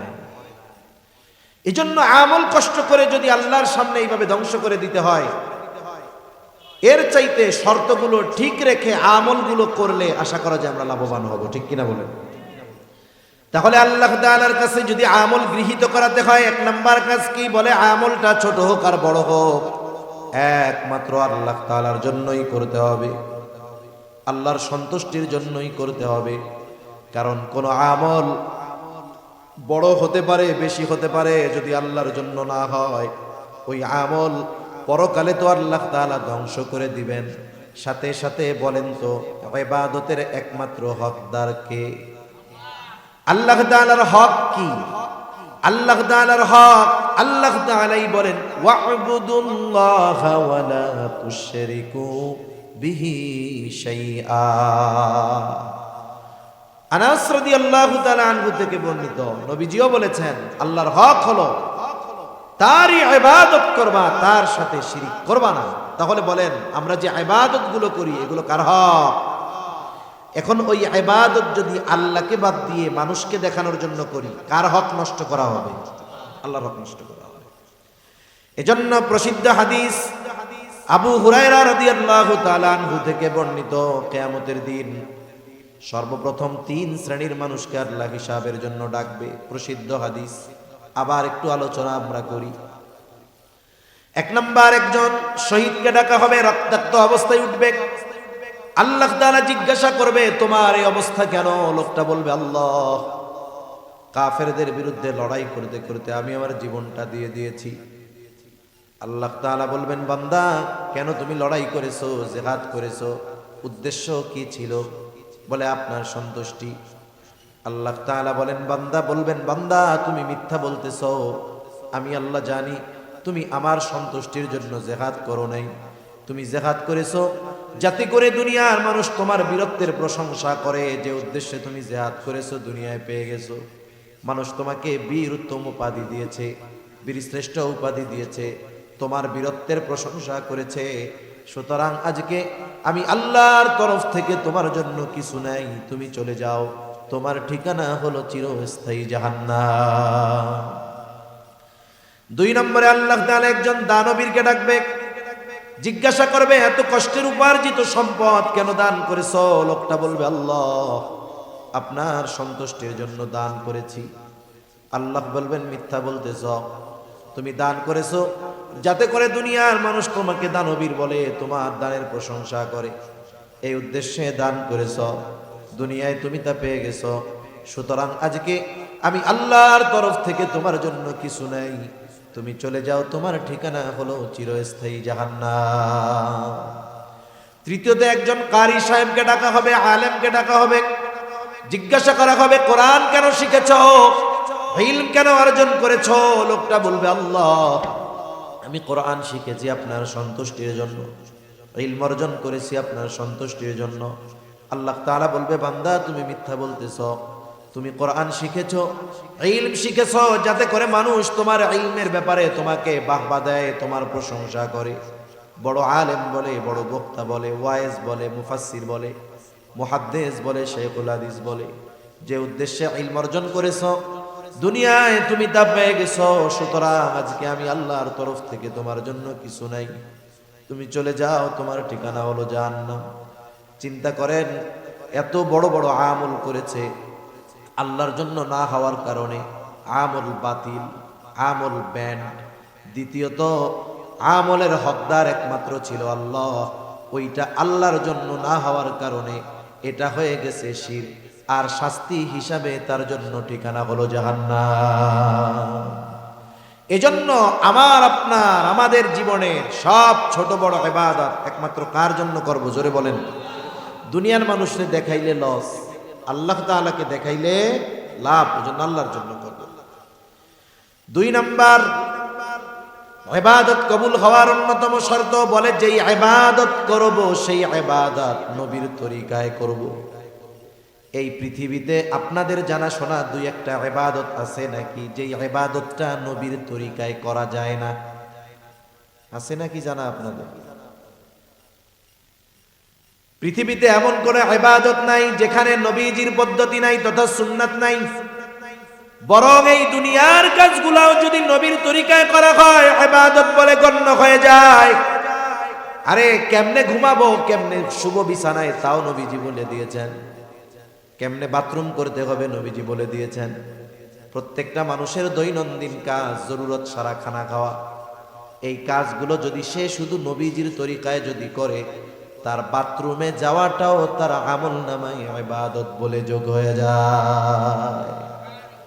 আরে দুনিয়ার কাজ, রাতে ঘুমাবে, তিরমিজির হাদিস, নবীজি বলেন রাতে ঘুমাইলে বাতি নিভায়া ঘুমাবা। আপনি আমি যখন ঘুমানোর জন্য বিছানায় যাব, বাতিটা বন্ধ করব, শুধু নিয়ত করি নবী কইছে বাতি বন্ধ করে ঘুমাবা, অফ করে দিলাম, বলে সুন্নাতের উপরে আমল হয়ে গেল। সুবহানাল্লাহ, নিভাইলো বাতি হয়ে গেল ইবাদত। আরে রাত্রে যখন ঘুমায় নবীজি বলেন বিছানাটারে ঝাড়ু দিয়া হইলেও ঘুমাবা। নবী বলে কমপক্ষে লুঙ্গির নিচে দিয়া হইলেও ঝাড়া দিবা, শলা টলা দিয়া দিলে তো আরো ভালো। নবী বুঝাইতেছেন যে কমপক্ষে লুঙ্গির তলা দিয়া হইলেও ঝাড়াটা দিয়া নিবা। রাত্রে শোয়ার আগে বিছানাটা স্ত্রীকে ঝাড়া দিতে বলবেন, নিজে দিবেন, বলবেন যে এটা কিন্তু নবীর সুন্নাত।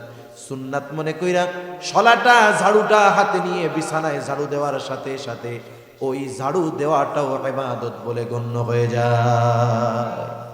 আরে যেখানে বাতি নিভাইলে সুন্নাত হয়, ইবাদত হয়ে যায়, সেখানে যে কোনো ইবাদত নবীজির তরিকায় করা যায় এবং প্রত্যেকটা ইবাদতের পদ্ধতি নবীজি দেখিয়ে দিয়েছেন, ঠিক কিনা বলেন?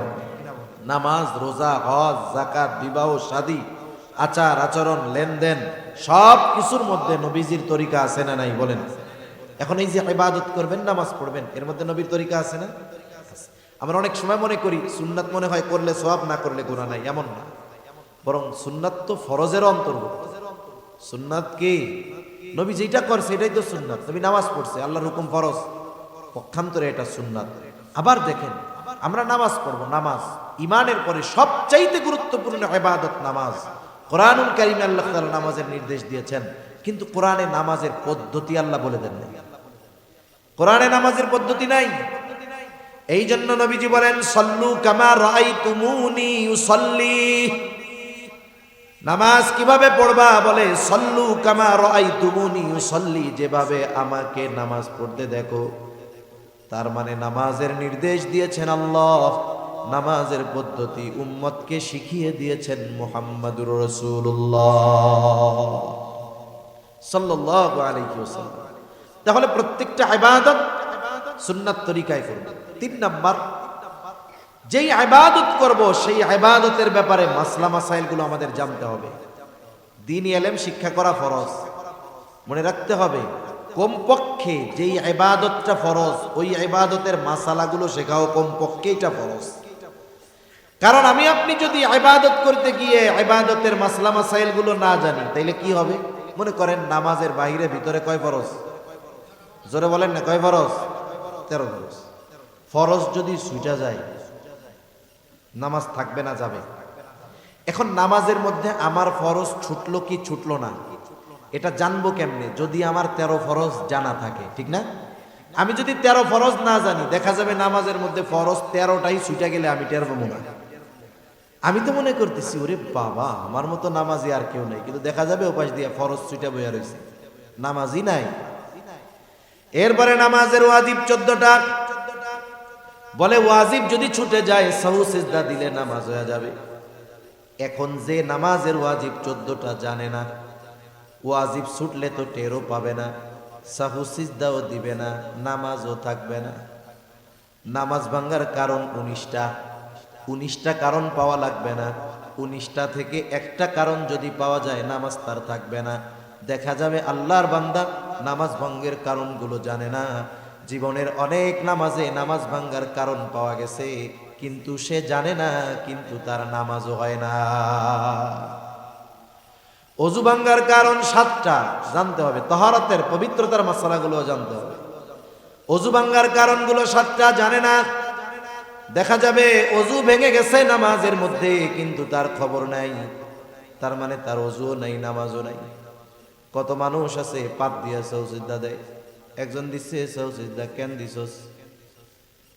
এখন কয় নামাজের মধ্যে একটু বাতাস বেড়ে গেছিল, লেগে দিছি। এখন কোন তো ওর ওযু গেছে গা, ও যদি 100 সাউসিদা দেয়, কাজ হইব?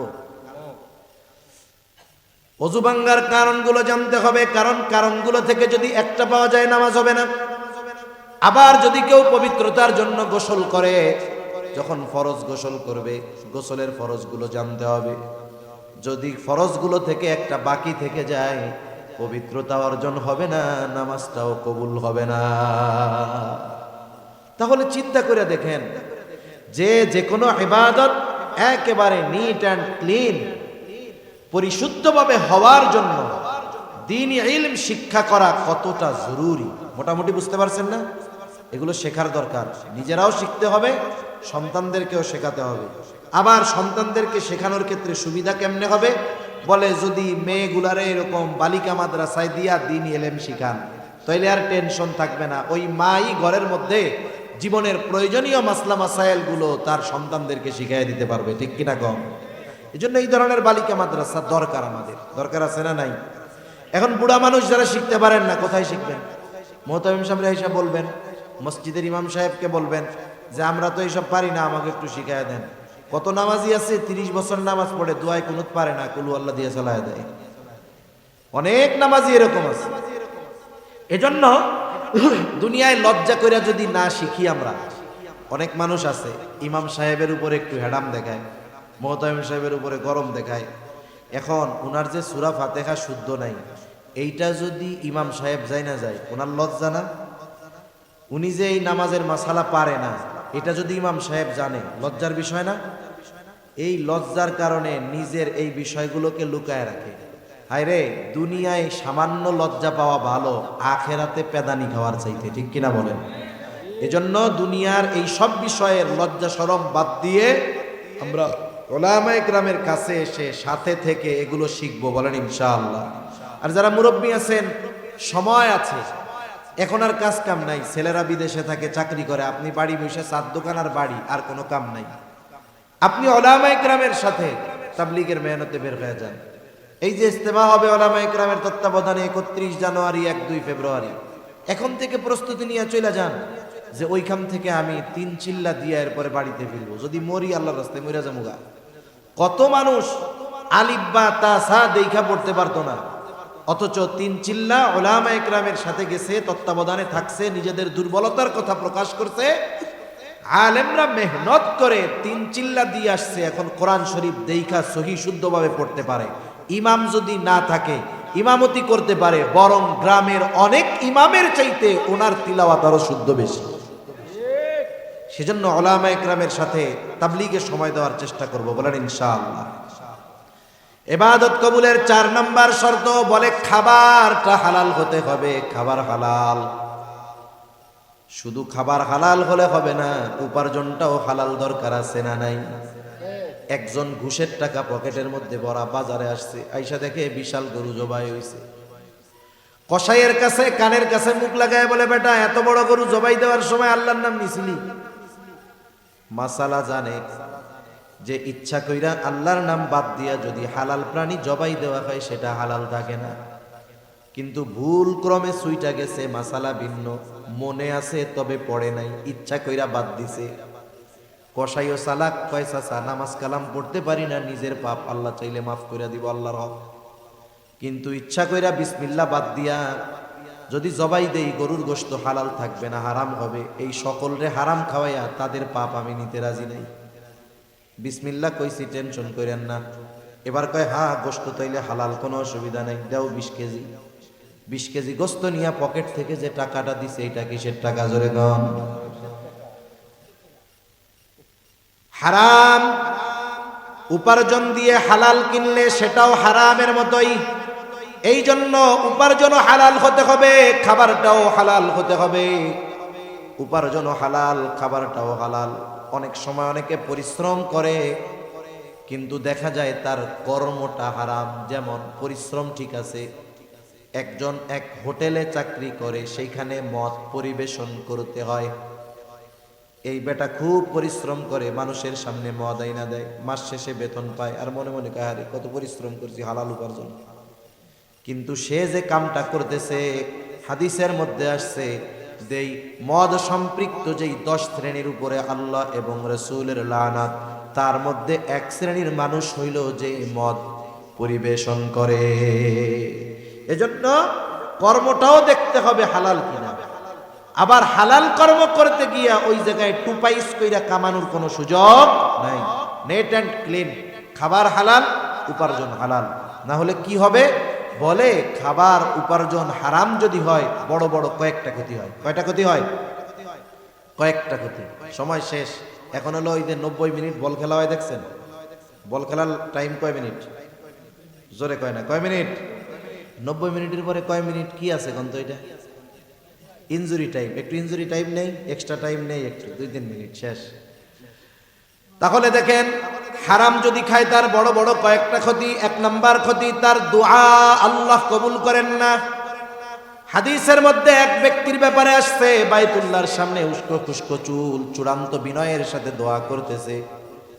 সবাই নিশ্চিত এই ব্যক্তির দোয়া আল্লাহ ফিরাইয়া দিতে পারেন না, কিন্তু আল্লাহ তাআলা আমার আপনার নবীজিকে ওই ব্যক্তির বাস্তব অবস্থা জানায়া দিলেন। নবীজি এবার বলেন, ওই ব্যক্তির দোয়া আল্লাহ কেমনে কবুল করবে? যার গায়ে হারাম টাকার পোশাক আর যার দেহটা হারাম খাবার দিয়ে গঠিত, ওই ব্যক্তির দোয়া আল্লাহ তাআলা কেমনে কবুল করবে? তার মানে হারাম যে খায়, হারাম যে উপার্জন করে, দোয়া কবুলের সময়, দোয়া কবুলের স্থানে যদি বাইতুল্লাহর ভিতরেও চলে যায়, তার দোয়া আল্লাহ কবুল করেন না। 2 নম্বর ক্ষতি, রাসূলুল্লাহ সাল্লাল্লাহু আলাইহি ওয়াসাল্লাম জানায় দেন, লা ইয়াদখুলুল জান্নাতা জাসাদুন গুদিয়া বিল হারাম। হারাম বক্ষণকারীর শরীর জান্নাতে প্রবেশ করবে না। তার মানে হারাম দ্বারা যেই দেহ গঠিত হয়েছে, ওই দেহ জান্নাতে প্রবেশ করতে পারবে না। এরপরে আল্লাহ তাআলা কোরআনুল কারীমে জানায় দেন, ইয়া আইয়ুহার রাসূলু কুলু মিনাত তাইয়্যিবাতি ওয়া'মালু সালিহা। সব রাসূলগণকে আল্লাহ তাআলার একই নির্দেশ, হে রাসূলগণ, আপনারা পবিত্র খান আর আমলে সালেহ করেন।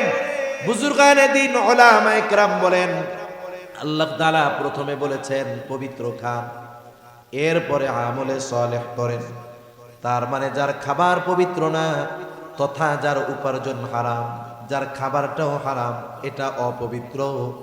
আর যার খাবার অপবিত্র, সে যতই আমল করুক না কেন, তার আমল আমলে সালেহ হয় না। তার মানে তার আমল আল্লাহর কাছে কবুল হবে না। এখন বলেন, একটা মানুষ তার দোয়া যদি কবুল না হয়, তার আমল যদি কবুল না হয়, দুনিয়ার এই সামান্য হারাম গ্রহণ করার কারণে যদি জান্নাতে না যাওয়া যায়, এর চাইতে দুর্ভাগ্যের আর কিছুই হতে পারে না। ঠিক কিনা বলেন?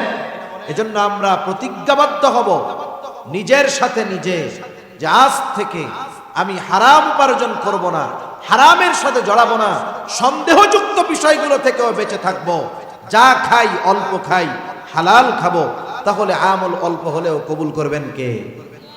তাহলে আল্লাহ তাআলা বলেন, ইমানদার নারী অথবা পুরুষ যখন আমলে সালেহ করে, বলে আমলে সালেহ কোনগুলা হবে? বলে আল্লাহর জন্য করতে হবে, নবীর তরিকায় করতে হবে। আমল যা করবে মাসলা মাসাইল যাইনা করতে হবে, হালাল উপার্জন, হালাল খাবার গ্রহণ করতে হবে। এইভাবে ঈমান ঠিক রেখে এই শর্তগুলোর আলোকে যখন কোনো নারী পুরুষ আমল করে, কয় ধরনের পুরস্কার? জোরে বলেন কয় ধরনের? আরো জোরে কয় ধরনের? 1 নাম্বার, এক ধরনের পুরস্কার আল্লাহ তাআলা দিবেন দুনিয়ায়। সুবহানাল্লাহ। কোন কি পুরস্কার দিবে আল্লাহ তাআলা বলেন? তাকিদ যোগ করে আল্লাহ তাআলা বলেন, ফালানুহইয়ান্নাহু হায়াতান তাইয়্যিবা। এই ধরনের নারী পুরুষের ব্যাপারে আল্লাহ তাআলা বলেন, আমি অবশ্যই অবশ্যই তাদেরকে পবিত্র জিন্দেগি দান করব। হুজুরদের কাছে দোয়া করে, হুজুরে দোয়া করে, আল্লাহ আমাদের হায়াতে তাইয়্যিবা দান করেন। শুনেন নাই মনে হয়? দোয়া করে না যে আল্লাহ আমাদেরকে হায়াতে তাইয়্যিবা দান করেন। এই যে হায়াতে তাইয়্যিবা, কি হায়াতে তাইয়্যিবা? লম্বা কথা, সংক্ষিপ্ত সারে কই। হায়াতে তাইয়্যিবা হলো 1 নাম্বার অমুখাপেক্ষী জীবন। অমুখাপেক্ষী জীবন মানে কোনো মানুষের কাছে হাত পাতা লাগবে না, আল্লাহ ওই জীবন চালায় নেবে। মুখাপেক্ষী একমাত্র কার কাছে হব? দুনিয়ায় কারো কাছে দুনিয়ার প্রয়োজনে হাত পাতা আল্লাহ লাগাবেন না, তাকে ব্যবস্থা আল্লাহ করে দিবেন। এরপরে শান্তিময় জীবন দান করবেন, শান্তিময় পবিত্র জীবন।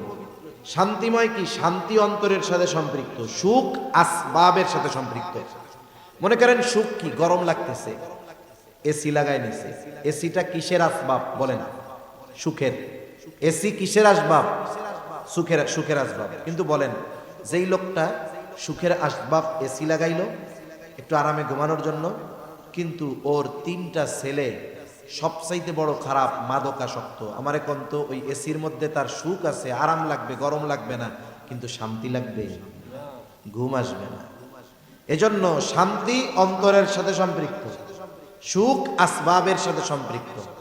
দেখা যায় সুখের আসবাব থাকার পরেও মানুষ শান্তি পায় না। কিন্তু অনেকের ঘরে কারেন্ট নাই, জ্যৈষ্ঠ মাসের গরমে দুপুরবেলা নাক টাইনা ঘুমায়, 3 ঘন্টায় ওরা ঠেললে উঠানো যায় না। ঠিক কিনা গো? আল্লাহ তাআলা কি দিবে? বলে শান্তিময় পবিত্র জীবন দিবে, যেখানে কোনো অপবিত্রতা নাই, গুনাহ নাই, অন্যায় নাই। এরপরে কি দিবে? বলে ইবাদতে মজা দিবে। কি দিবে বলেন না? ইবাদতে মজা। শীতের কালে গরম ওই পুকুরের পানি, কলের পানি দিয়া, ঠান্ডা পানি দিয়ে অজু করে কিছু বুড়া মানুষ এরকম কাঁপতে কাঁপতে মসজিদে আসে, ঠিক না? এই কাপার দ্বারা কি বুঝেন?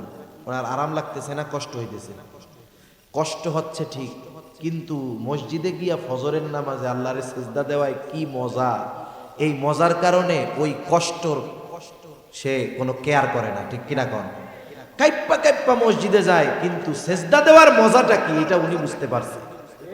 এজন্য সম্ভবত ইবনুল জাওজি রাহমাতুল্লাহি আলাইহি বলেন যে ইবাদতের মজা যারা পেয়েছে, এই ইবাদতের মজা যে কি মজা, এটা যদি দুনিয়ার রাজা বাদশারা টের পাইতো, আর ইবাদতের মজা যদি মানুষের কাছ থেকে ছিনিয়ে নেওয়া যাইত, তাহলে রাজা বাদশারা তাদের সর্বশক্তি প্রয়োগ করে মানুষের কাছ থেকে ইবাদতের মজা ছিনাইয়া নিয়ে যেত, যুদ্ধ করতে পিছপা হইত না।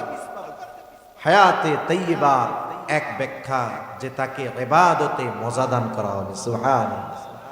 আরেকটা কি দেওয়া হবে? স্বল্পে তুষ্টতা দেওয়া হবে, মানে খালি নাই নাই নাই নাই নাই নাই করবে না। দুনিয়ায় যে যত টাকাওয়ালা, যার যতগুলো ফ্যাক্টরি, ওর কাছে যাই জিজ্ঞেস করেন কি অবস্থা, নাই, ভালো নাই, টাকা পয়সা নাই, শেষ হয়ে গেলাম, ব্যবসা বাণিজ্য শেষ। অথচ শুরু করছিল 10টা মেশিন নিয়ে, এখন তার 10টা বড় বড় ফ্যাক্টরি, এরপরেও কি কয়? নাই নাই নাই নাই। আর মাদ্রাসার শিক্ষক 8,000 10,000 বেতন, মসজিদে জিজ্ঞাসা করেন কেমন? আলহামদুলিল্লাহ, খুব ভালো আছে, আল্লাহ খুব ভালো রাখছে। এই যে স্বল্পে তুষ্টতা, যা আছে তাই নিয়ে খুশি থাকা, এটা দুনিয়ার শান্তির অন্যতম একেবারে গুরুত্বপূর্ণ কারণ। যদি এইটা কারোর মধ্যে না থাকে, সব পাইলেও তার শান্তি আসবে না। তাহলে বলেন, দুনিয়াতে যদি এই জিনিসগুলো পাওয়া যায়, আর কিছুর দরকার আছে? আল্লাহ তাআলা বলেন আখিরাতে কি দিমু রে? আল্লাহ বলেন ওয়ালা নাজজিয়ান্নাহুম আজরাহুম বিআহসানি মা কানু ইয়ামালুন। দুনিয়ায় যা করি, আখিরাতে তথা জান্নাতের সবচেয়ে ছোট নেয়ামত যেটা, যদি 1 লাখ বছর আমরা হায়াত পাইতাম, 1 লাখ বছর একনিষ্ঠতার সাথে আল্লাহর ইবাদত করতাম, জান্নাতের সবচেয়ে ছোট নেয়ামতটা এই 1 লাখ বছরের কবুল ইবাদতের মূল্য পরিশোধের সমপরিমাণ হইতো না। সুবহানাল্লাহ বলেন। আল্লাহ বলেন যা আমল করছো তার চাইতে অগণিত গুণ বেশি, অকল্পনীয় বেশি প্রতিদান আখিরাতে আমি আল্লাহ তোমাদের জন্য রেখে দিছি। সুবহানাল্লাহ বলেন।